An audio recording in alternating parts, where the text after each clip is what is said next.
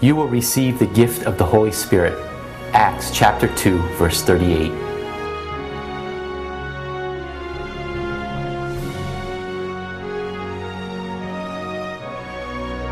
A sacrament is an outward sign instituted by Christ to give grace.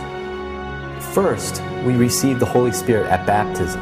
Then, at confirmation, we receive the 7 gifts of the Holy Spirit. The 7 gifts of the Holy Spirit are wisdom, understanding, counsel, fortitude, knowledge, piety, and fear of the Lord. The gift of wisdom that helps us not to seek perishable things, but to seek things that are eternal.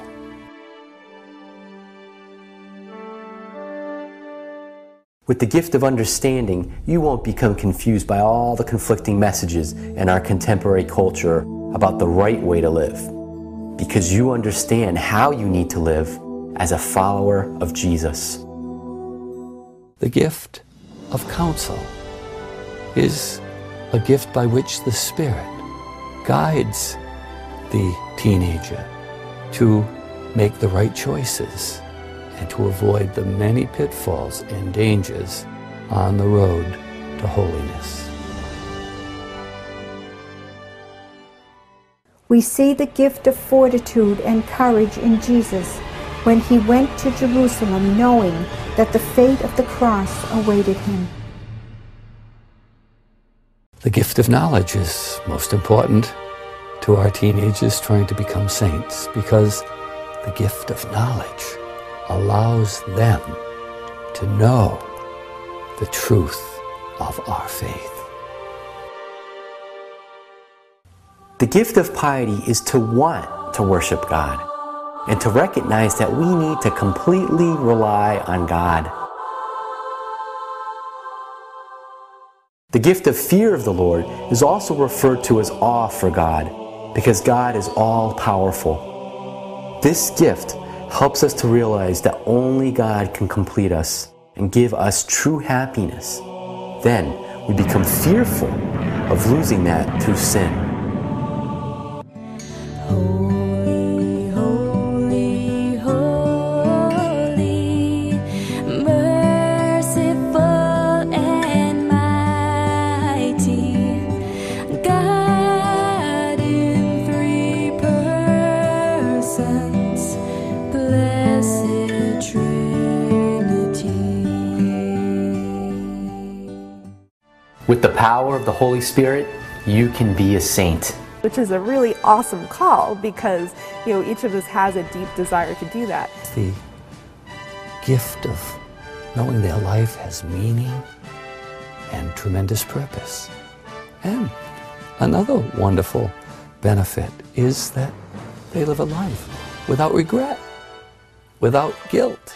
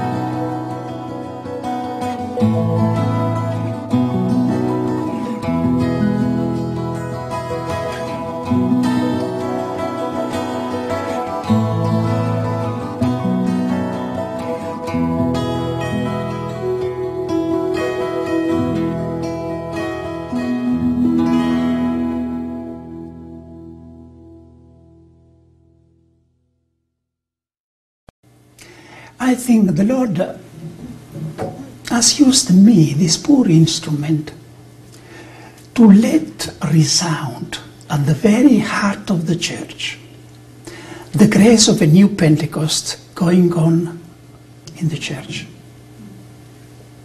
Because the second year I preached to the Pope, I had to speak about the baptism in the Spirit.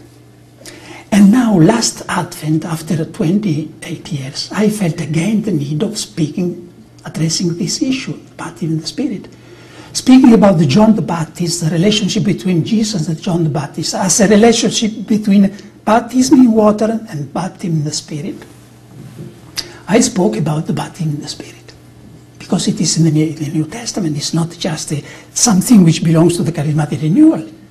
Jesus says, you will be baptized in the Holy Spirit in a few days. What did he mean by that? Sometimes I raise my voice because some members of the clergy seems to consider baptism in the Spirit something strange, invented, I don't know by whom, Pentecostals or Protestants, but it is there. When Jesus says, you shall be baptized in a few days, what did he mean? You shall be baptized in water? What happened a few days later? Pentecost. Pentecost. So he meant Pentecost. So there is a perennial Pentecost. And this grace maybe is received not always in the same way, not necessarily belongs to the charismatic renewal, but certainly would be tragic if the leaders of the church should decide, while millions of people are experiencing this grace and have been empowered. So I spoke like this, very strongly. If you want to read the sermon, it is in the internet, in English, full sermon. It's the second meditation I gave to the Pope last Advent. If you open my website, cantalamessa.org, you will find English section and you can find the sermon. I spare you now the content of this sermon, provided you promise you read. But Zenit has also diffused this message. Yes, this has been an opportunity to let the institutional church know and listen about this. But this has been also an occasion for me to convey to my brothers and sisters in the charismatic renewal the concerns of the institutional church, the desires, the hope they have on the charismatic renewal and all the other ecclesial movements. And I feel the duty to achieve this task of conveying to my brothers and sisters in charismatic renewal what are the desires of the church, even sometimes unexpressed, implicit. I think they are that the charismatic renewal should remain sane. Sane, I mean focusing on the essential, sanctification, and serving others with the charisms. So the charismatic renewal should not go astray in some very strange directions, focusing only in exorcisms or healings. These are a part of, but are not the essential. The essential is to let the Holy Spirit take away the heart of stone and give us the heart of flesh. Instruct us to bear the fruits of the Spirit. And the desires of the church is certainly that we love the church.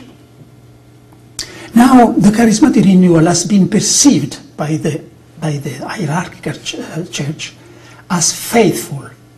This has been certainly a mark which has helped the charismatic renewal being accepted in the church, because already Paul VI said this is a chance for the church. And John Paul II, 10 years later, said, my predecessor 10 years ago said this was a chance for the church. And now I can confirm the truth of this word. Has been a chance for the church.